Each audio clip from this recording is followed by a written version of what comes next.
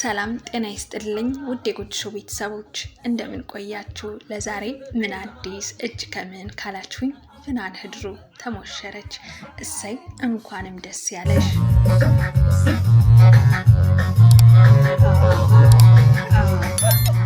የፍናን ባል ለምን እንዲታይ አልፈለገም? እጅግ አስገራሚና ፍጹም የማትጠብቁት ነገር ደርሶናል። ሃናን ታሪቅስ ለምን በሰርጉ ላይ አልተገኘችም? ይህም የሚደንቅ ነው። ውድ ቤተሰቦች እስከ ፍጻሜው አብራችሁኝ ከቆያችሁ ፍጹም የማትጠብቁትን ነገር የማስደምጣችሁ ይሆናል። ተዋናይት ፍናን ህድሩ በቅርብ ሽምግልና እንደተላከላትና በደማቅ ሁኔታ እንደተከበረ የሚታወስ ነው። ሆኖም አሁን በአርቲስቶች የደመቀና ያሸበረቀ ሰርግ ነበረም የተከበረው።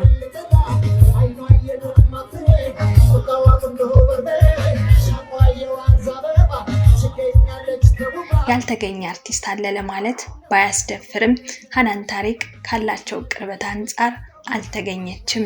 ለምን?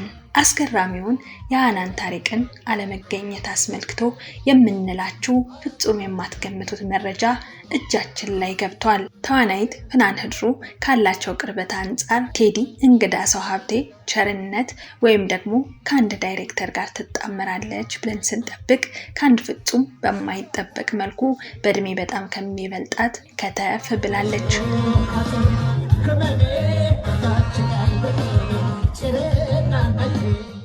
ይህ ሰው ማን ነው? ለምንስ ተደበቀ? የሚለውን እንነግራችኋለን።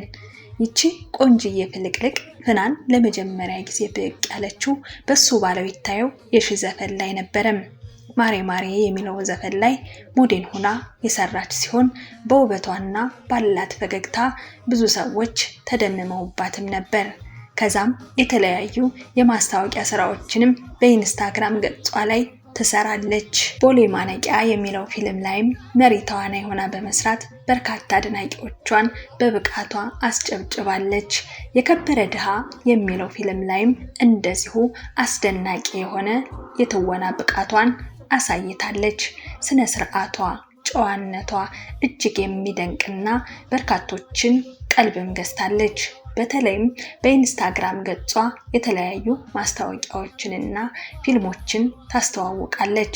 በሰይፉ ሾው ቀርባም ስለ ፍቅር ህይወቷ ስታወራ ምንም ፍቅረኛ እንደሌላትና ነፃ እንደሆነችም ተናግራለች። ከዛም ከየት አድፍጦ የቆየ እንደሆነ ባይታወቅም ይሄ በእድሜ ከፍ ያለው ሰው እጁ ውስጥ ከቷታል ማለት ነው። የመጀመሪያው ክፍያ በማስታወቂያዋ ስራዋ የተከፈላትን ስትናገር በጣም ትንሽ እንደሆነ በተደጋጋሚ ስታወራ ተሰምታለች። ብዙ አርቲስቶቻችን ጥሩ ክፍያ የሚያገኙት በማስታወቂያ ስራ ነው። አሁን ላይ የፊልም ኢንዱስትሪው በመቀዛቀዙ የማስታወቂያ ስራ ነው ጠቀም ያለ ገንዘብ የሚያገኙት ማለት ይቻላል። ማርኬቱን ተቆጣጥረውታል። ሰግጠው ፈመሱም በሌላ መንገድ ብቻ የአርቲስቶቻችን መንገድ በመዝጋት አቀዝቅዘውታል።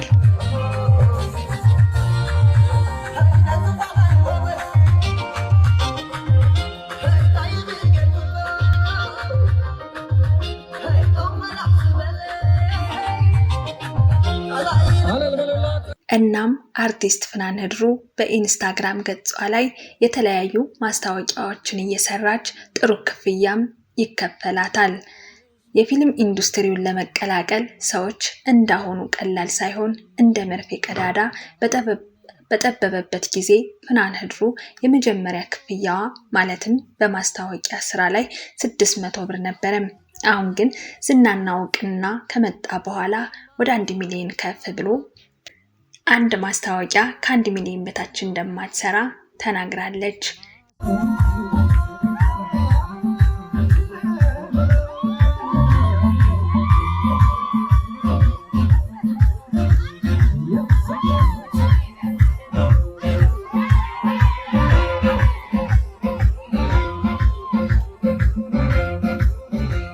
እንግዲህ ይቺ ተወዳጅ ተዋናይት ፍናን ከዛው ከአርቱ ዓለም ካሉ ወንዶች አትወጣም ተብላ የነበረ ቢሆንም ፍናን ግን ከጎኗ ካሉ እውቅ አርቲስቶች ይልቅ አሻግሮ ልቧ ተመልክቷል።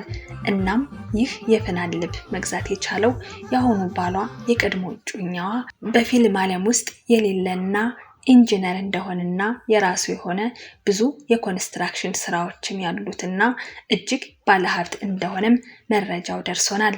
ታዲያ ይህ ኢንጂነሩ በእድሜ ከፍናን ጋር እንደማይመጣጠኑ በብዙ እንደሚበልጣትና ያው ሀያሉ ፍቅር ዘር፣ ቀለም፣ ብሔር እድሜ አይገድበውምና ሁለቱን አጣምሯቸዋል። ውስጥ አዋቂ የሆኑ ሰዎችም ሹክ እንዳሉን ይህ በእድሜ ያለመመጣጠናቸው ጉዳይ በርካታ ሰዎችንና ቤተሰቦቿንም ቅሬታ ውስጥ ከቶ እንደነበረም እንዲሁም በዚህም የእድሜ ልዩነት አማካኝነት ሚዲያ ላይ መነጋገሪያ መሆኑን ስላልፈለጉት እንዲደበቅና ስክሪን ላይ እንዳይወጣም ተደርጓል። በተዋናይት ፍናን ህድሩ ሰርግ በርካታ አርቲስቶች ተገኝተዋል።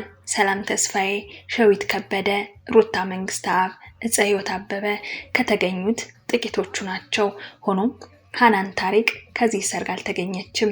ጥሩ የሆነ ግንኙነት የነበራቸው ቢሆንም በመካከላቸው አለመግባባት እንደተፈጠረና በዚህም ለሁሉም አርቲስቶች ጥሪ ስታደርግ ፍናን ሃናን ታሪቅንም ጠርታት እንደነበር፣ ነገር ግን ያለፈ አለመግባባታቸውን ምክንያት በማድረግ ሃናን ታሪቅ በሰርጓ መገኘት አልፈለገችም።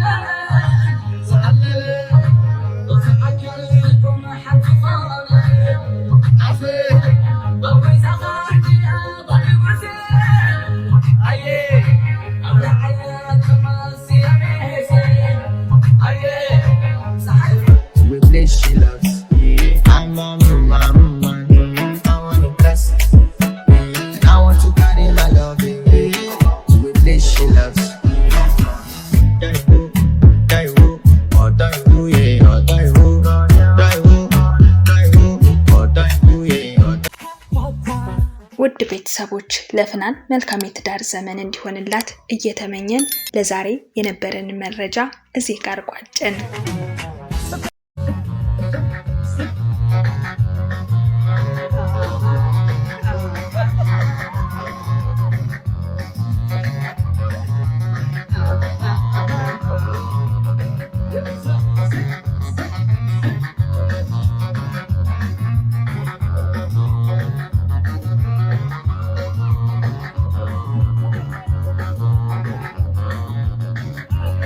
ሸሚዝ እንደዚህ ነው እንዴ?